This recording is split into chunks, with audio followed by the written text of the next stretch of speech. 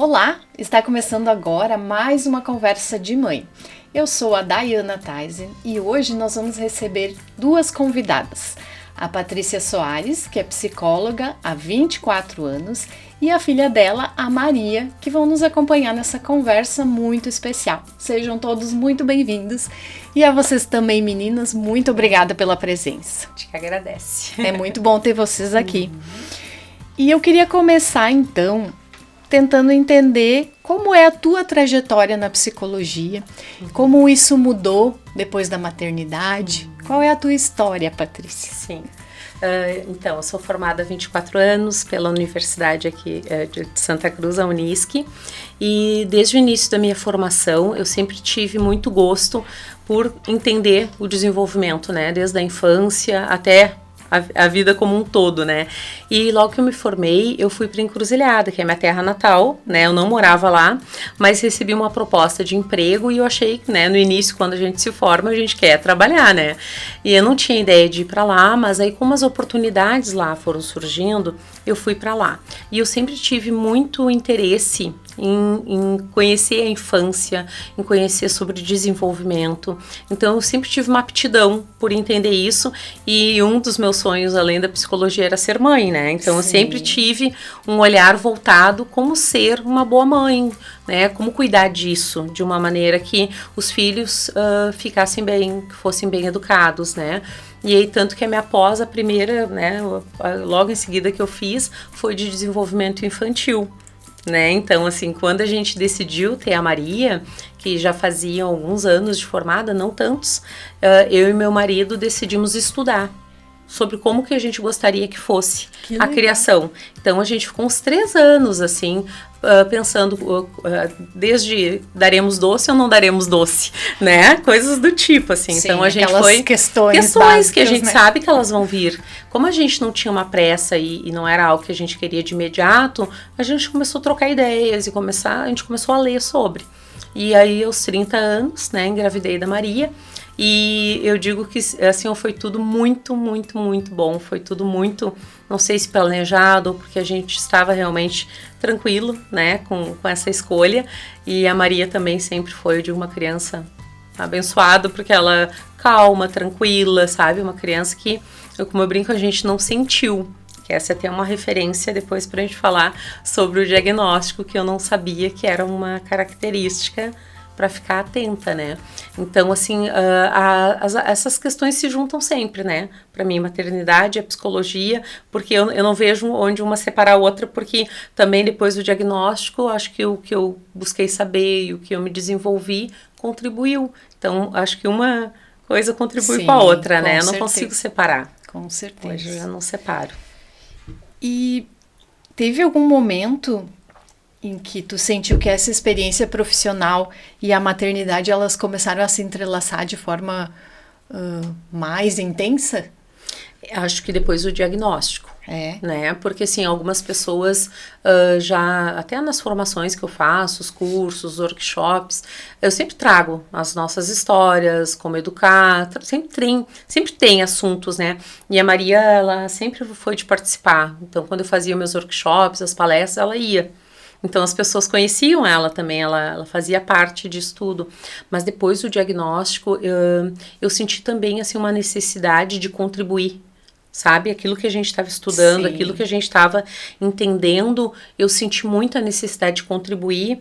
E também foi curioso que muitos dos meus pacientes eu encaminhei para avaliação depois que eu soube do diagnóstico da Maria. Por quê? Porque o autista nível 1 de suporte é muito difícil de identificar. Hoje, para mim, já não tão mais difícil, porque eu estudei bastante, mas a olho nu é muito difícil da gente identificar.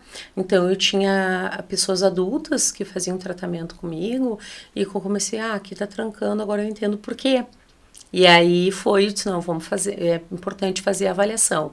E aí, então, contribuiu também para esses pacientes. Então, tem uma que me diz sempre que se não fosse a Maria, ela não saberia do diagnóstico dela, né? Então, entrelaça o tempo todo, né? Sim, com certeza. E como foi esse processo de diagnóstico da Maria? Como ele veio? Então, a Maria, quando ingressou na escola, Desde o primeiro aninho, o que as professoras nos diziam? A Maria se desenvolve super bem, tanto que ela entrou já lendo, né? Tinha muita facilidade, aprendia muitas coisas sozinha e demorava para escrever, levava bastante tempo, daqui a pouco fazia as coisas com muita minúcia e aí não dava tempo de concluir. E isso sempre, desde o primeiro ano, a professora sempre trazia. E aí eu trazia, será que ela não tem TDAH? Mas na época eu não me aprofundava ainda muito nessa área, né? E também na faculdade, quando eu fiz faculdade, TDAH era algo que passava. Na adolescência, né, na vida adulta não existia. Então era uma coisa da infância e que depois desaparecia. Assim como o autista era só aquele que hoje a gente diz nível 3 de suporte, o não verbal, com crises. A gente não teve, né, na época que eu estudei, então a gente contabiliza quase 30 anos de quando eu comecei, né?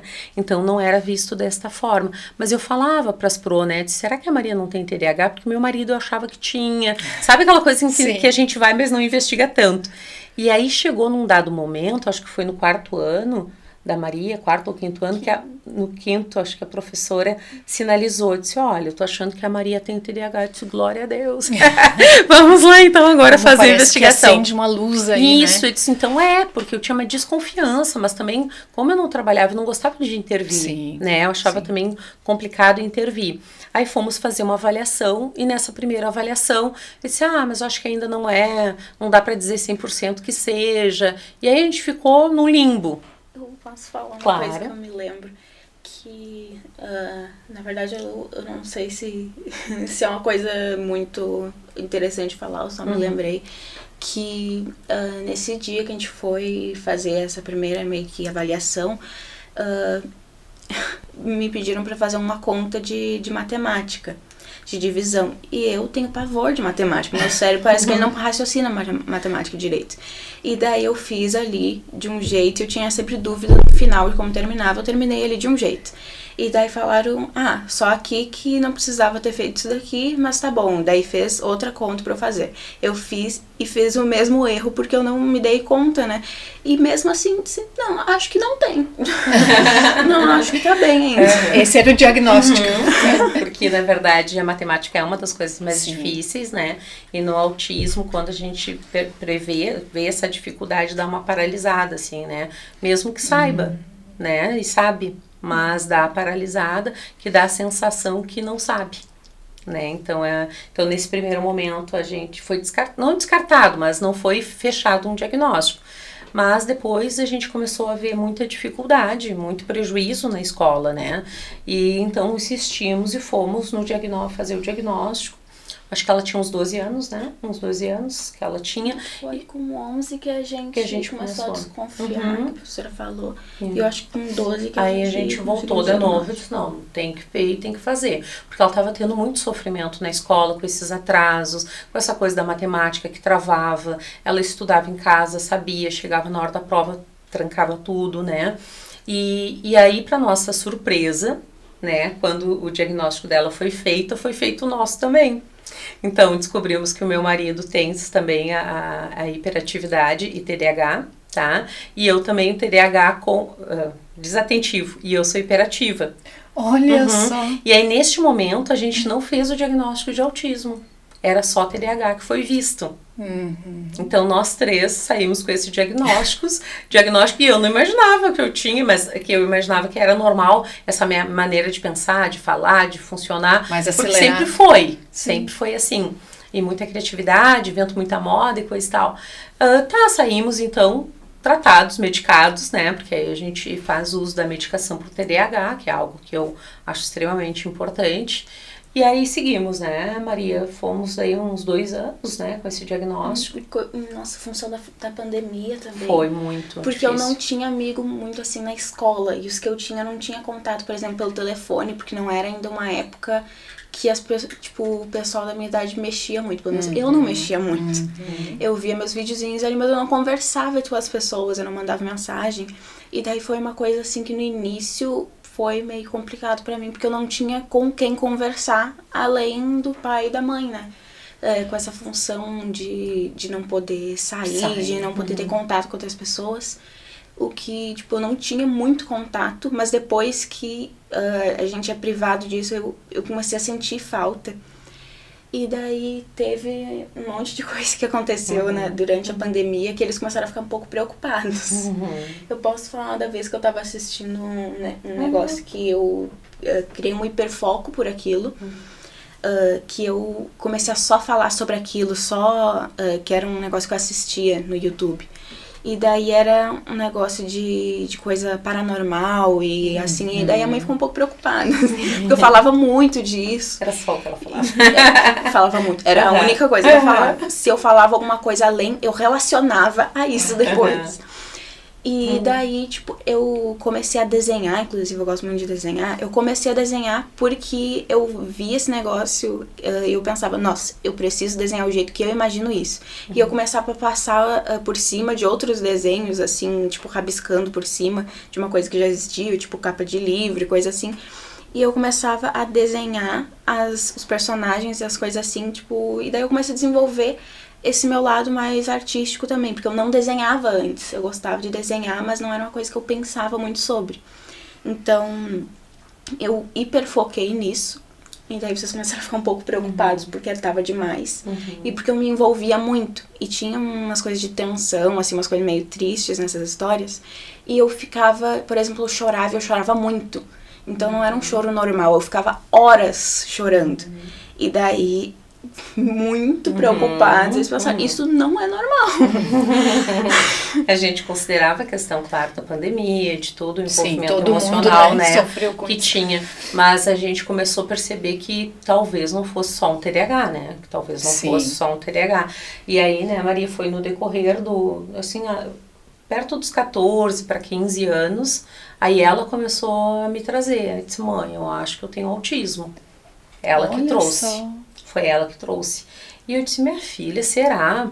Claro que na minha mente existia aquele autismo que eu retratei, tá? Não conhecia o nível 1 de suporte, nem 2, não conhecia mesmo. Que eu sempre digo para as pessoas, assim, a gente recebe uma formação e dentro daquela formação, se tu não te especializa nela, tu não te atualiza, né? Então, não tinha essa atualização. Mas como eu sempre considero que a Maria fala, sempre considerei, eu disse, minha filha, se tu tá achando, vamos buscar pesquisar. E aí a gente criou um grupo de nós duas, né? E aí ela começou a me mandar os vídeos que ela assistia, porque eu disse muita coisa parecida com autista e o TDAH. E eu assistia vídeos, assim, começou a aparecer pra mim, e daí eu ficava vendo, aparecia mais, e daí eu comecei a salvar esses vídeos pra mostrar pra ela.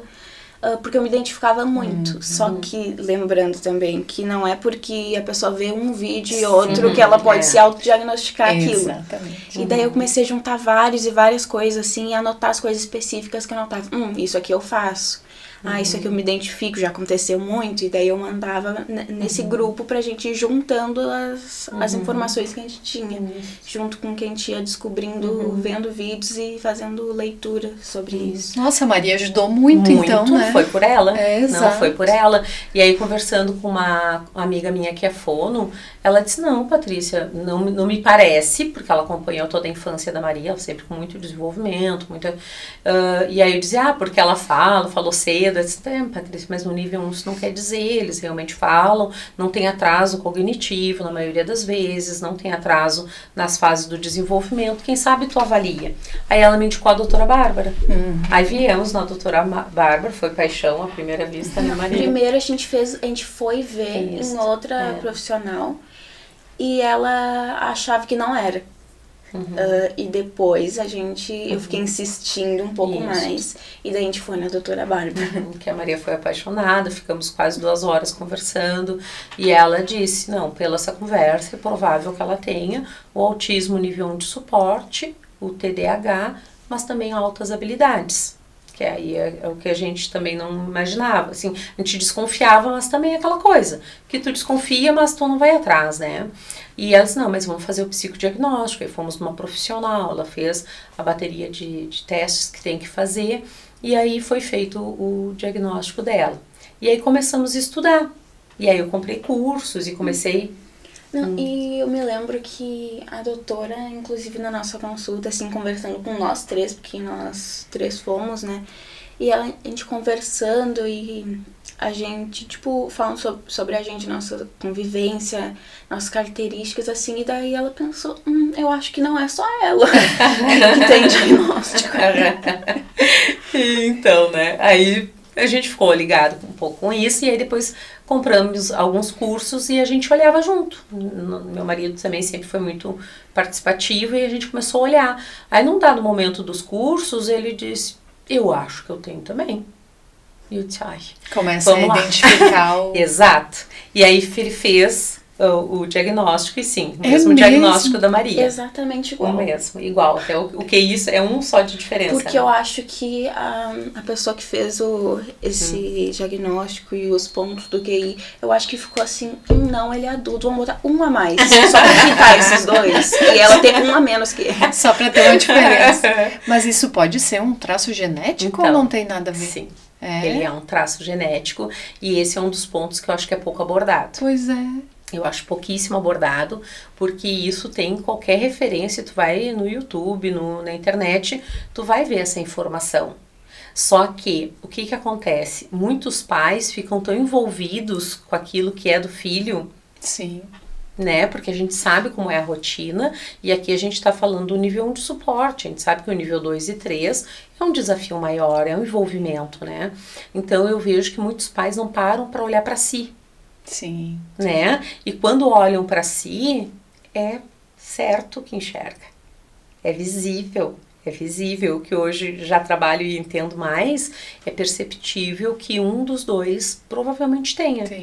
Ou se não, um parente muito próximo, os avós ou tios, mas aí tu vai vendo que a genética, ela perpetua. Realmente, assim, tu vai vendo histórias, né, anteriores, de parentes anteriores, então, né, talvez fosse disso. Tanto que o autismo, historicamente, ele surge depois de uma percepção que se tinha da esquizofrenia. Que era aqueles casos que ficavam isolados antigamente, lembra, assim? Que a gente ouvia falar, tem alguém da família, mas tá lá no quarto, aquela coisa da esquizofrenia. Então veio muito esse caminho. Aí depois Asperger, né? Que aí saiu da esquizofrenia, não, mas é um quadro diferente. Aí foi pro Asperger. Hoje já não se usa mais a síndrome, né, de Asperger, né, Asperger ou Asper, não se usa mais, e agora se usa para o autismo. Mas se a gente for ver de onde vem daquele isolamento, vem daquela falta de conhecimento nossa, que colocava tudo para esquizofrenia. Então muitas pessoas que foram diagnosticadas esquizofrênicas não eram. Era outro diagnóstico. Era outro diagnóstico. Assim como eu vejo na clínica muitas pessoas que são diagnosticadas até com bipolaridade, depressões. Tu entende? Eu tive um caso, né, que a vida toda foi mal diagnosticada. E aí, quando entendeu que era o autismo, é uma pessoa que está totalmente tendo sucesso. Totalmente bem resolvida, se conhecendo. Então, é muito importante o diagnóstico. E as pessoas têm um certo receio, né? Eu entendo, né? Esse medo, o medo de falar, né? Como a gente tinha falado, tenho autismo, a minha família tem. Mas, gente, se as pessoas entendessem o quanto isso liberta, o quanto isso traz, assim, alívio. Porque foi a sensação que eles tiveram. Meu marido também disse, olha, que alívio. Saber agora o caminho que tem que seguir. Não, e ele disse, agora eu sei por que eu sou assim. Agora eu sei por que isso aqui pra mim é difícil. E as pessoas não têm esse entendimento de quantas barreiras as pessoas que têm um diagnóstico e que não são diagnosticadas enfrentam. E muitas vezes deprime, crises de ansiedade. Vai levando, uma coisa vai levando a outra. Isso mesmo. Ai, muito bacana essa conversa. E eu queria saber como é a relação de vocês hoje, e a partir disso, né, de ter essa clareza sobre o diagnóstico, como que foi? Eu acho importante falar sobre isso por algumas razões, tá? Uma delas é aquele questionamento, né? Como é que eu não vi antes? Né? Sendo psicóloga, e eu sempre fui uma mãe muito atenta, né? E depois eu fui entendendo por que eu não vi. Não só por ser mãe, que eu acho que ser mãe nos faz, né, com uma certa miopia para algumas coisas, né? Mas não vi porque a Maria tem junto o TDAH desatentivo, que são pessoas, crianças mais sossegadas, mais tranquilas. Então, uma coisa que eu achava que era muito bom nela, que era ser uma criança calma, tranquila, a Maria não adoeceu. Olha só. Ela não adoecia, ela não tinha febre, ela não teve refluxo, ela não teve, foi muito tranquila, ficava brincando por horas, interessada naquele brinquedo. E aí logo, quando eu descobri o que era o diagnóstico, essa é uma das características que muitas mães não percebem. Eu lembrei de uma coisa que não é tão, não sei se é tão importante, mas eu me lembro que quando eu brincava com minhas bonecas, assim, eu criava um monte de histórias, assim, eu nunca falava. Por exemplo, a boneca não falava, eu imaginava a fala dela. Então, eu era muito quieta, eu Era não fazia silenciosa. barulho nem brincando, porque eu imaginava a fala das personagens. Mas ficava por horas. Assim, no máximo um grito, uma coisa bem assim, baixinho, Bem era o sutil. grito do personagem. Então a gente não via tanto ela falar, como chorar. Ela não era uma criança que chorava. E aí depois, conversando com as profissionais, exatamente esse é um dos sintomas. Que são crianças que não demonstram desconforto. Elas não demonstram desconforto. Então, assim, eu tinha muita dificuldade de perceber o que a Maria estava sentindo. E aí, às vezes, eu olhava a mãozinha roxa, disse, mas maior, com 6, 7 anos. Disse, minha filha, tu não tá com frio? Até hoje eu sou Até assim. hoje. Não, porque Até aí hoje eu não me sinto. Hoje a gente sabe que isso é do diagnóstico, então hoje a gente é mais atento a isso e ela também. Mas eu dizia, minha filha não tá com frio? E ela, eu tô. Mas às vezes eu não sabia que eu tava com frio. Isso, E porque mesmo não que tu me reconhece. fale, tu não tá com frio? Não, mas eu tô. Mas eu não sei dizer se eu tô ou não. Ou como Eu sentir percebo que fome. começa a ficar roxa, assim, eu acho que eu tô. Eu acho que não tá certo isso. Como a fome, ela ficava horas. Se a gente não dissesse, Maria, tu não quer comer? Eu pedia pra ir no banheiro. Ela pedia pra ir no banheiro, pedia pra comer. Disse, minha filha, tu tá dentro de casa, como é que tu pede? Então, são coisas esquisitas que a gente diz, né? E pra ir no banheiro também ficava horas sem ir. Minha filha, tu não vai no banheiro? Não tô com vontade. Aí quando ela parava e se percebia, eu tô com muita vontade. E aí saía correndo pra ir ao banheiro. Você entende? Então, são coisas que eu vou dizer, não dão trabalho, não são coisas tão grandes. Então, quando que eu ia imaginar que isso era parte de um diagnóstico? Sim. Não tem como a gente perceber, Sim. tu entende? Não tem como. E uma coisa que a doutora Bárbara falou, que eu acho que para mim fez muito sentido e me ajudou muito neste processo, é que ela disse que eu disse, tá, mas e a Maria não tinha crises? E ela não tinha crises, né? Foi ter nesse período da escola. Ela disse, Patrícia, mas pelo que tu tá me trazendo, a maneira como vocês educaram ela não tinha por que ter crise.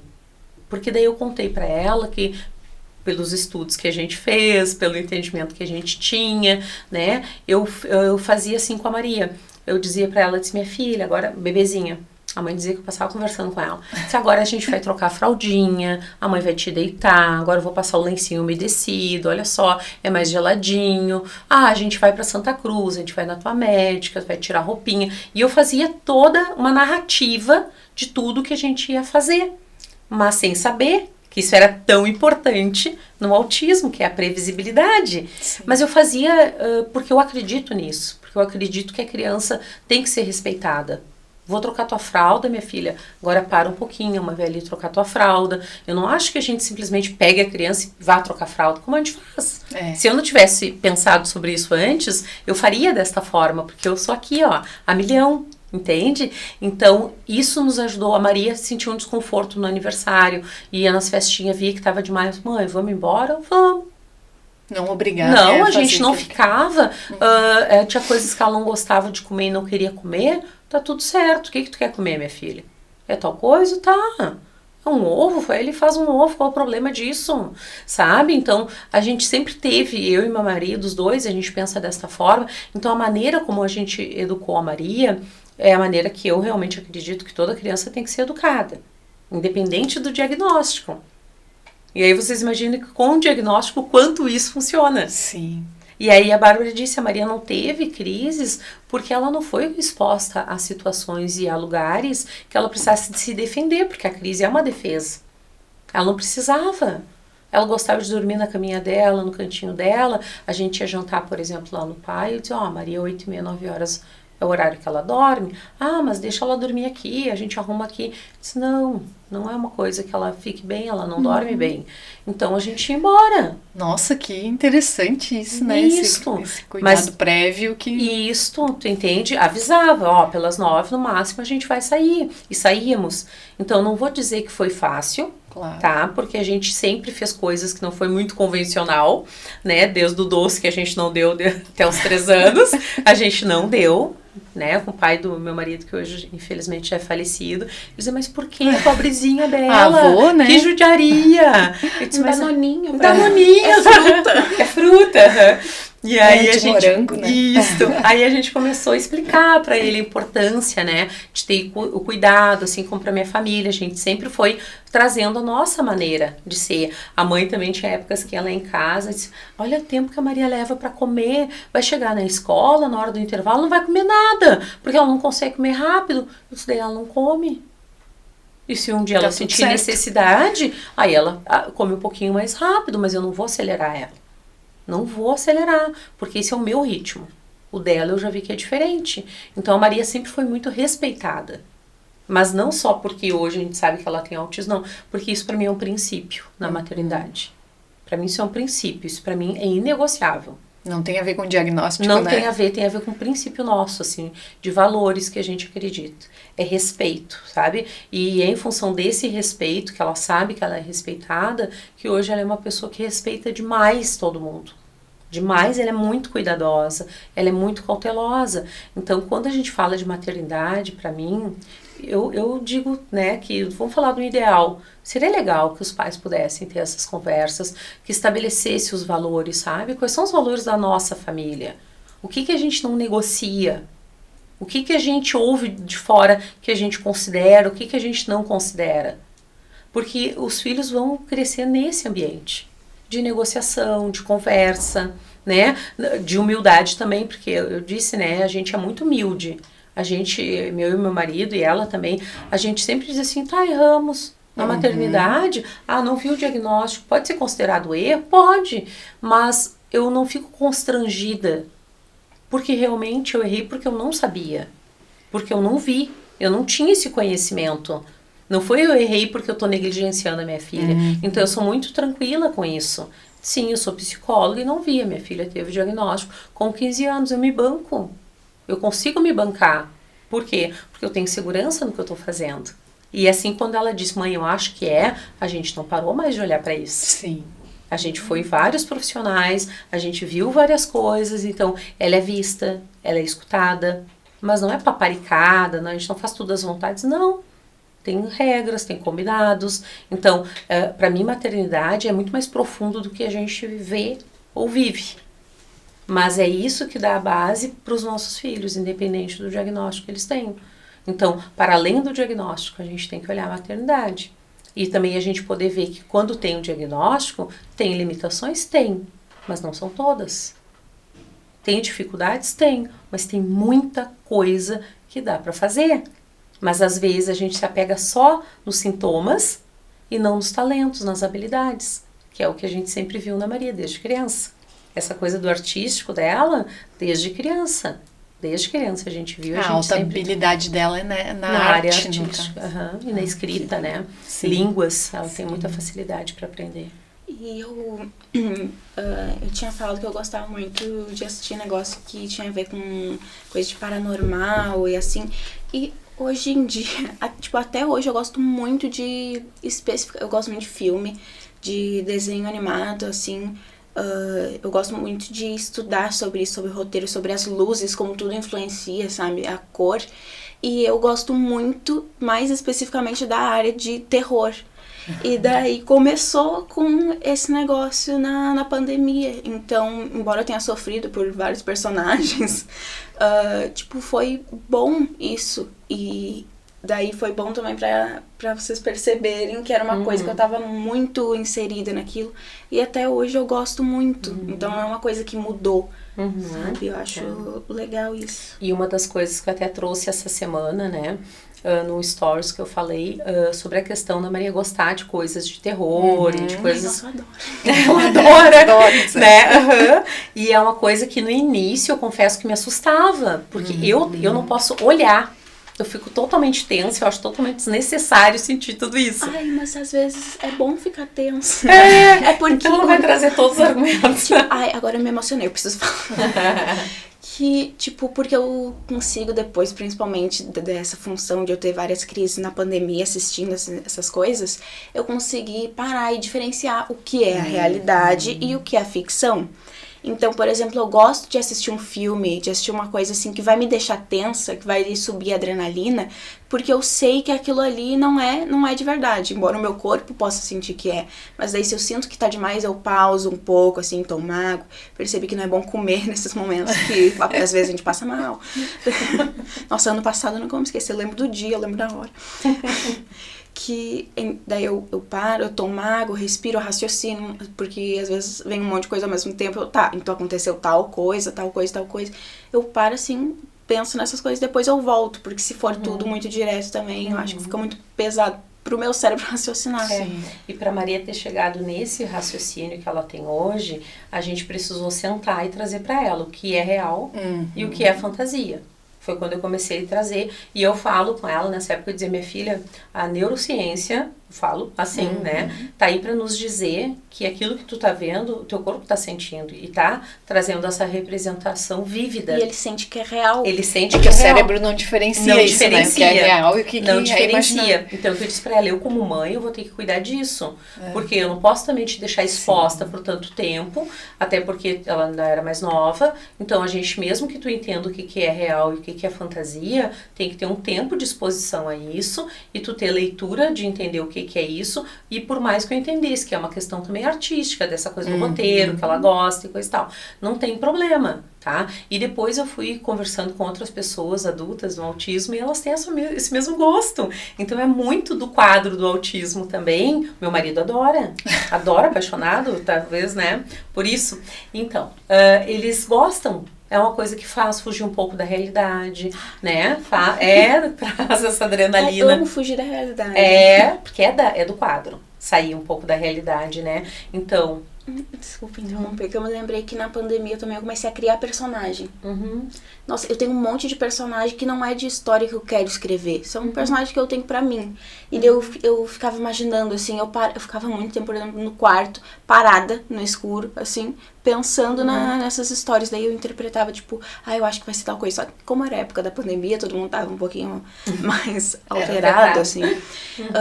Eu fazia umas histórias bem tristes. Daí eu acho que ela começou a se preocupar mais ainda, porque eu tava assistindo esses negócios. E eu tava falando umas histórias meio tristes, assim, e daí... Acabava vivendo aquilo ali, né? Mas o que é o diferencial disso que eu trouxe nesse dia, né? Que eu falei nos stories.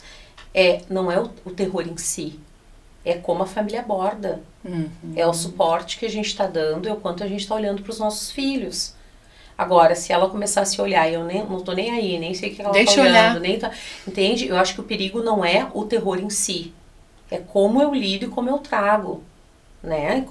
Como as famílias estão lidando com isso. E outra coisa, na nossa casa não tem violência, não tem grito, não tem, ela não vê, tanto que quando ela via a novela, a gente não vê. Quando ela uma vez viu, ela se assustou, porque não é o comum dela. Então, é isso que eu tô dizendo, o ambiente dela não é hostil, não é violento. E ela tinha idade já, né? Maturidade, vamos dizer assim, pra entender e pra assistir. Tudo foi construído. Eu sempre respeitei muito, eu sempre levei regras, tipo, muito a sério. Então, por exemplo, classificação indicativa. Se eu tinha 10 anos, eu não ia assistir um negócio de 12. Eu me lembro que na pandemia, quando eu tinha uns 12 anos, daí uma amiga que eu tinha depois, tipo, no final, assim, da pandemia, uma amiga disse, assiste tal negócio, não sei o que é muito legal. Só que era classificação, por exemplo, 16. Nossa, se eu assistisse um episódio por causa de uma amiga, uma coisa assim, eu ia sentir muito mal. Tipo, se eu tivesse 12, 13, eu assistisse pra 14, eu ia me sentir mal. Por causa da regra. Por isso assim, que a gente não tem essa preocupação com ela. Sim. Aí tu diz, mas não proíbe, não tranco, não, a gente não faz nada, a gente conversa e a gente sabe que ela cumpre, a gente confia nela. E ela, quando tem alguma coisa pra dizer que tá, ou que ela quer, ou que ela nos fala, e aí a gente constrói isso junto, a gente avalia coisas junto com ela. Tu entende? Mas isso é uma construção. Sim. O que eu falo sempre, quando eu falo em educação, não adianta eu querer com 18 anos que os meus filhos falem comigo, conversem comigo, tenham um diálogo, tenham respeito, né? Que desabafem comigo se eu não fiz essa construção ao longo dos anos. Essa construção é feita nos primeiros anos de vida. Onde a gente fala e cumpre, onde a gente dá espaço para o que eles querem falar, porque a gente não dá. A gente acha que é frescura, que a criança tá falando é bobagem, né? Então, a gente não dá vazão. Então, eles não se sentem respeitados. Então, de repente, algumas mães que estão me ouvindo aqui, ou alguns pais, dizem, é bobagem tudo isso, não sei o quê. Eu não consigo considerar que seja, porque o fruto que a gente colhe é muito diferente. Exatamente. Então, hoje a gente tem a prova viva de que isso funciona. Então, eu digo que quando a maternidade e a profissão, elas se unem, é quando eu me certifico que aquilo que eu falo funciona. Não é só uma teoria. Faz todo sentido, Faz todo né? sentido. Na E prática. aí só me fortalece mais Com e me certeza. torna mais segura para dizer que sim, este é um caminho seguro. Ele é possível. E não precisa de tanta coisa. A gente precisa só estar presente. Que conversa essencial, hein? Uhum. Nossa.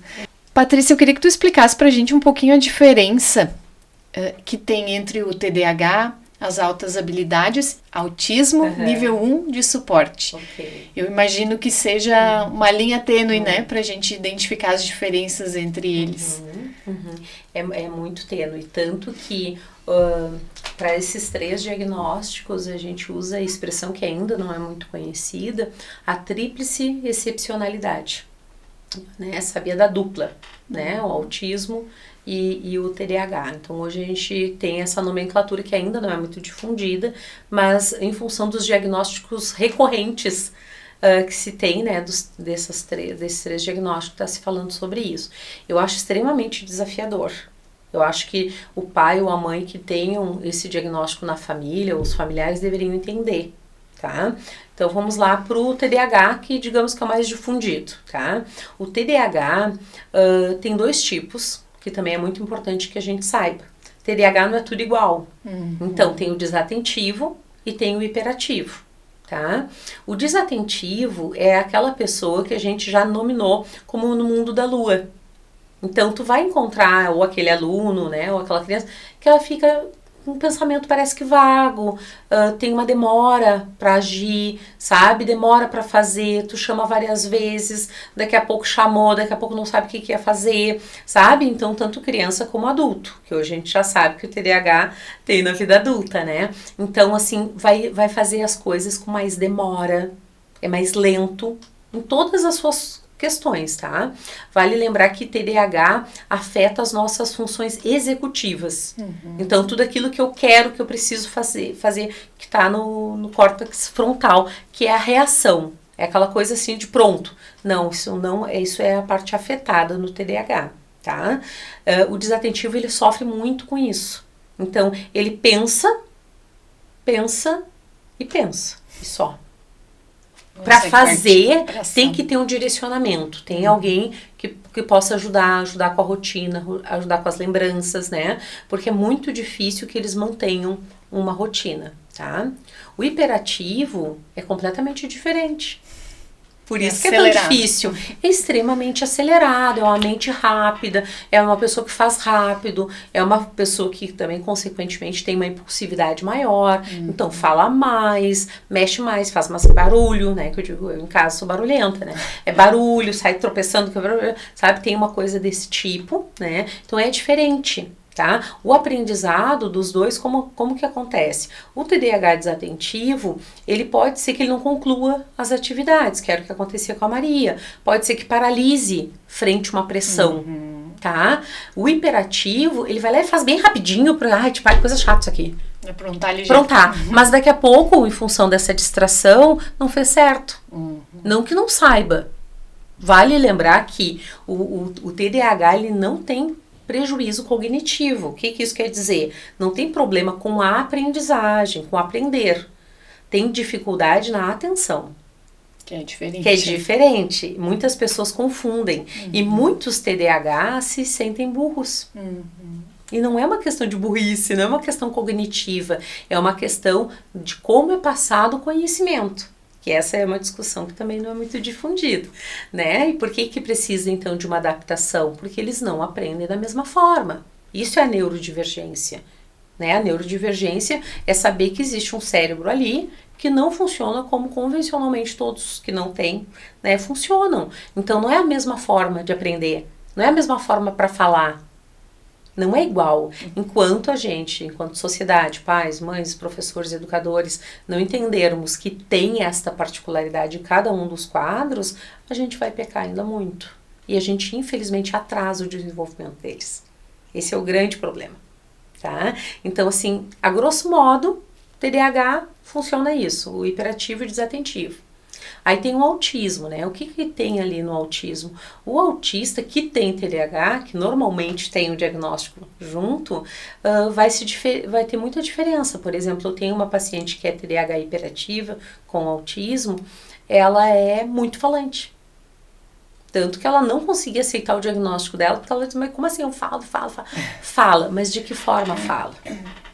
Às vezes fala sem noção. Às vezes fala sem parar, sem se dar conta na hora de parar. Às vezes fala, mas é inconveniente. Então, a forma que fala é disfuncional. Não é só falar. Não é só, porque aí é só linguagem. Sim. Não, é a forma como ela expressa. Então, ela começou a entender que sim. Então, no autismo, tu vai ter características que diferem conforme o teu TDAH, tá? Mas o autista é uma pessoa, em suma, uma pessoa que tem dificuldade no contato com o outro. Uhum. Ele tem muita dificuldade no contato com o outro. Como a gente estava falando, não é uma questão só de timidez, de retraimento, não. É uma questão de que eles sofrem por não estar funcionando como todos funcionam. O que ninguém enxerga, que eu digo, no nível 1 de suporte, e aqui a gente está falando de nível 1, né? O que a gente não percebe, o que eu digo que é invisível no autismo, é o sofrimento que existe para a execução de qualquer coisa. Eu, por exemplo, me acordei hoje de manhã, me arrumei e vim. Para mim é tranquilo. Para ela, com certeza, não é da mesma forma. Mas mesmo assim ela se desafia. Por exemplo, daí eu preciso acordar e preciso ficar um tempo parado, sem fazer nada, assim... Tipo, assistindo um vídeo, alguma coisa assim, daí depois de um tempo eu começo a fazer as coisas. Daí eu penso, que roupa eu vou botar? Como eu quero aparentar? E daí, como é que eu vou fazer tal coisa? E daí eu fico pensando muito em tudo. E é isso que às vezes tem, por exemplo, de pensar muito nas coisas e no final não fazer. Mas eu já não tinha escolha. Já tinha escolhido antes. A escolha foi feita antes. Aí eu sempre digo isso, a escolha é antes. Dá pra pensar, avalia. Uma vez feita, aí tem que cumprir. Aí é a coisa que eu digo que é dos valores, né? Também não vai justificar, né? Não justifica, né? Assim como tem vezes que tem coisas que ela tá marcado, ela tá em crise, tá com dificuldade. Tem vezes que sim, eu vejo que tem que recuar e desmarcar. Outras vezes, não, minha filha, agora eu preciso enfrentar. Na escola, nossa, eu me lembro de uma vez que eu tava chorando muito, tendo uma crise, porque eu não queria ir pra escola, a gente ficou dando volta de carro. E daí toda vez que eu me acalmava, eu dizia... Tá, então vamos pra aula. Eu começava a chorar de novo. É difícil. Então, no autismo, eu digo que é invisível o sofrimento, tá? É aquele time, né? Eles têm dificuldade de inserir numa conversa, têm dificuldade de dizer assim, o que tu fez eu não gostei. Não, isso é muito difícil. Isso é muito difícil e é possível que às vezes a pessoa nem saiba. E uma coisa também, por exemplo, pessoa, não necessariamente com autismo e TDAH, mas TDAH hiperativo, junto com uma pessoa que é mais pra dentro do, como é que é o outro? Desatentivo, que tem autismo. É muito difícil, as pessoas têm que se entender muito pra conviver junto, porque é muito difícil. Porque qualquer coisa, por exemplo, hoje eu já tenho mais noção, mas, por exemplo, eu já convivi com pessoas que eram muito agitadas também, fora mãe, que daí falava uma coisa assim meio que sem pensar e não pensava que aquilo era muito horrível pra mim. Sim. Porque eu sou muito sensível. Qualquer coisa que a pessoa fala, eu vou ficar pensando muito. Eu vou me sentir ofendida às vezes por algo que não era pra me ofender. Mas eu considero o jeito, o tom de voz que uma pessoa fala ou muda numa conversa, eu vou ficar pensando muito naquilo, assim, tipo, então tô fazendo alguma coisa errada. Então é muito difícil para as pessoas conversarem, conviverem tão, tipo, tranquilamente. Porque uma fala e não entende por que aquilo ali é um problema e a outra não entende por que aquilo ali causa um problema, uma coisa interna nela. E é isso que é importante a gente entender, que às vezes a gente tem a sensação que o autista é insensível. o nível 1 de suporte, que ele é isolado, parece que não se importa com nada. Enquanto que, na verdade, muitos têm uma sensibilidade absurda, não é a regra, tá? A sensibilidade é uma coisa que eu vejo muito na Maria. Por exemplo, meu pai não tem tanta. Não tem tanta, ele não tem, né? E uma coisa curiosa, por exemplo, pegando o exemplo dos dois que são autistas, tem coisas que ele faz que a gente percebe, característica que ele tem, aí daqui a pouco ele fala pra Maria, Maria, como é que tu tá fazendo isso, isso, isso? Ele não se percebe, que ele faz igual. É do ser humano um pouco isso, mas no autismo é mais estereotipado, assim, porque tem a rigidez cognitiva, que é uma coisa que se fala muito, né? O que é a rigidez cognitiva? Desculpa interromper, mas eu me lembrei que quando eu era mais nova, criança, eu e meu pai, a gente não se davam muito bem. Porque, por exemplo, ele ia assistir jogo e daí ele se alterava, gritava, assim, né? E eu nunca fui acostumada com grito, então aquilo me assustava. E daí ele tinha reações que eu não gostava, que eu me sentia mal, né, por essa sensibilidade, pela sensibilidade que ele não tem tanta. E depois do diagnóstico, parece que a gente se aproximou muito. Porque daí eu entendo que aquilo ali é uma coisa dele, sabe? Que ele não faz porque quer ofender, porque quer machucar. Às vezes ele fala brincando uma coisa e eu tenho que entender que aquilo ali é brincando. Mas se aquilo realmente foi ruim, eu tenho que falar pra ele. Porque antes eu não falava. Daí hoje a gente consegue dialogar muito melhor também por causa do diagnóstico. Foi muito bom, assim. E o que eu estava trazendo da rigidez é que dentro do espectro, eles têm normalmente assim, ó, se eu normalmente tomo água nesse copo, é nesse copo que eu tenho que tomar. Não tem outro copo, né? Então, tem muito isso. Ou, por exemplo, se normalmente eu vou por essa rua, por que eu tenho que ir pela outra? Se normalmente eu visto roupa preta, por que eu tenho que vestir roupa colorida? Então, eles têm uma coisa muito enrijecida. E muito literal também. Muito literal. Eu, por exemplo, eu tenho pratos e talheres que são meus. E eles são rosa. Minha cor favorita é rosa? Não. Eu gosto muito de rosa, mas não é. Eu só gosto do rosa, da minha roupa de cama toda rosa. E ela tem que estar sempre combinando. Não pode estar, tipo, uma fronha ali que não é rosa com uma coxa rosa, assim. São rigidez, você entende? São coisas que são padrões. E antes, por exemplo, no meu relacionamento, eu não entendia isso. Pra mim era muito difícil, a gente teve muita dificuldade. Quando eu entendi, eu pude dizer pra ele, quando a gente vai conversar hoje, eu digo, olha, isso aqui tá me parecendo que é uma rigidez. Observa, vê se é isso mesmo. Por quê? Porque se tu tá dentro da rigidez, tu vai olhar só esse caminho. Tu não vai conseguir abrir o leque para entender esse outro ponto de vista. Então, por que é tão importante? Por que o diagnóstico é tão importante? Porque eu acredito que muitas mães aqui passam por esses perrengues nos relacionamentos, né? Exato. É muito difícil. Eu sempre digo, quando eu atendo casal, eu sempre digo, gente, aí tem um diagnóstico, vamos olhar primeiro pra isso. Porque se não olha pra isso, se é um TDAH, tipo um furacão dentro de casa. Eu chegava batendo, largo, e os dois ficavam assim, ó, se assustando o tempo todo comigo. Até eu entender que isso prejudica eles, é ruim. Então, o que custa quando eu vou entrar dentro de casa? É entender que eu tenho duas pessoas que não gostam desta forma. Então, eu sou mais cuidadosa. Só que, claro que tem dias que eu digo, hoje não. Hoje eu não vou conseguir. Você se prepare que hoje eu tô aqui, ó. E tá tudo bem também. Não é que a gente tenha que se moldar sempre. E todos têm que se respeitar de ambos os lados, né? De saber que ela é desse jeito mais agitada e ela saber que eu sou bem mais calma, que eu demoro muito pra fazer minhas coisas, que ela faz muito rápido.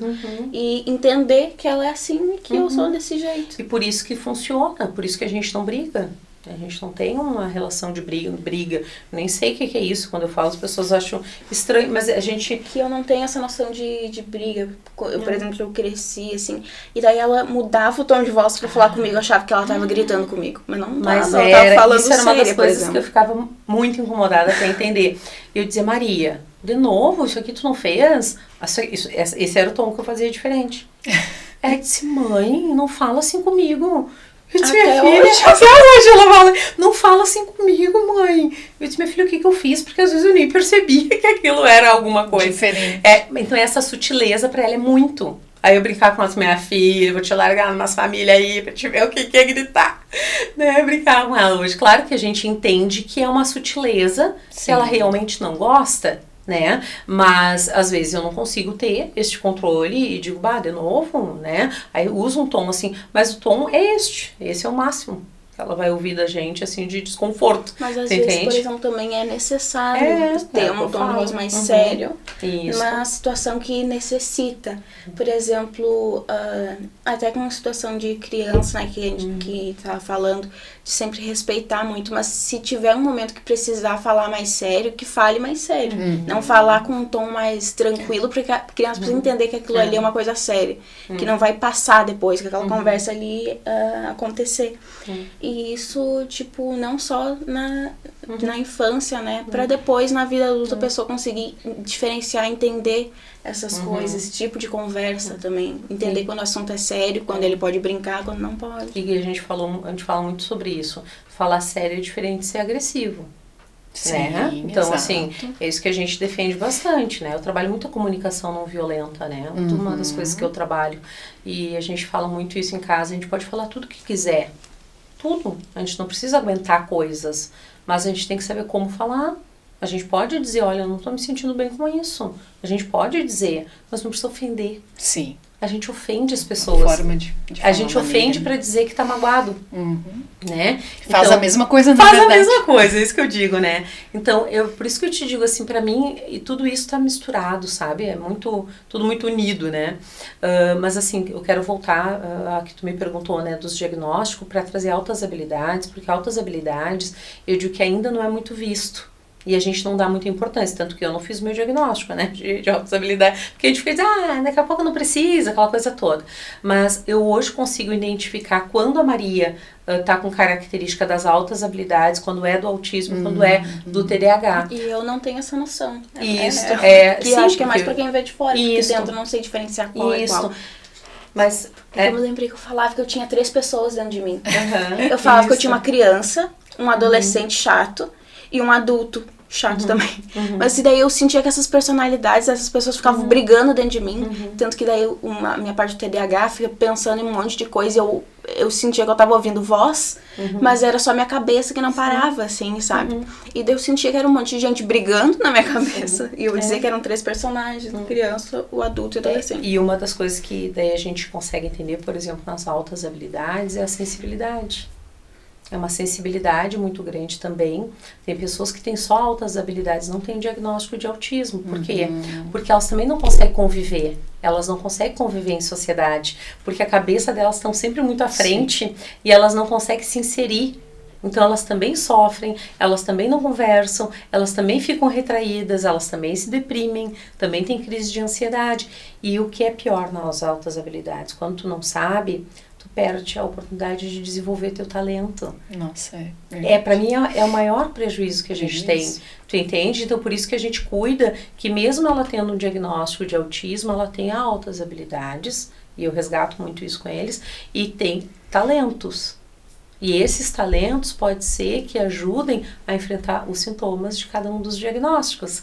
Então, por isso que é importante quando a gente recebe um diagnóstico, mesmo que às vezes a gente recebe de um profissional que não nos instrui tanto, vale a pena estudar, vale a pena ir atrás. Se informar. Porque a gente consegue ver a diferença, os benefícios, porque todos têm, e os prejuízos. Sim. Né? Muita coisa, um diagnóstico meio que parece que anula o outro.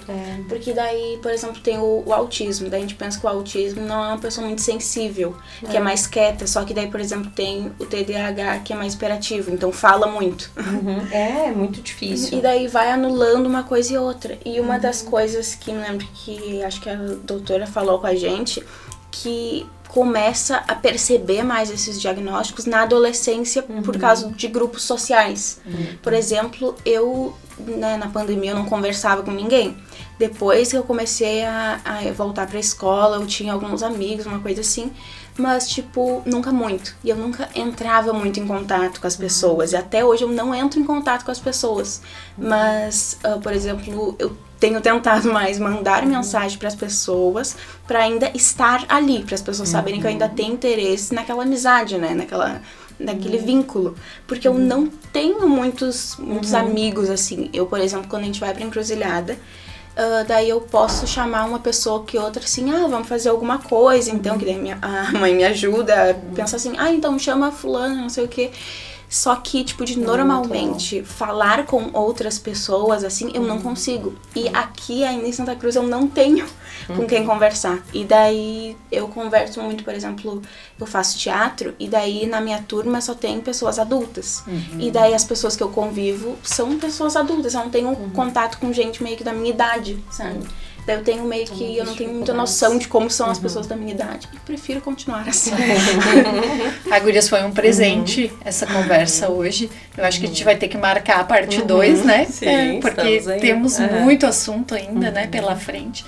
Mas eu quero agradecer a presença de vocês, da Maria, da Patrícia, e por trazer esse tema de forma tão simples até, né? E tão verdadeira, e mostrando na prática que o quanto é importante a gente ter o conhecimento, né? Para saber lidar da melhor forma, né? Porque, na verdade, todos somos diferentes, né? A gente tem que encontrar a forma de ser feliz e de seguir crescendo. Se bancar, né? Exatamente. Se bancar no que se é. Exatamente. Então tá, muito obrigada. A gente que agradece a oportunidade de poder dividir a nossa história, né? E a gente espera que algumas famílias possam, né, fazer suas reflexões, que se encorajem, né, para ver diagnóstico se ainda não viu, né, e buscar conhecimento, mesmo que às vezes já tenha um diagnóstico, não custa saber um pouco mais e dividir com a família. Exatamente. Né, com os outros familiares, contribui muito. A gente que agradece. Muito obrigada. Muito bem. Na semana que vem a gente volta com mais Conversa de Mãe. Até lá.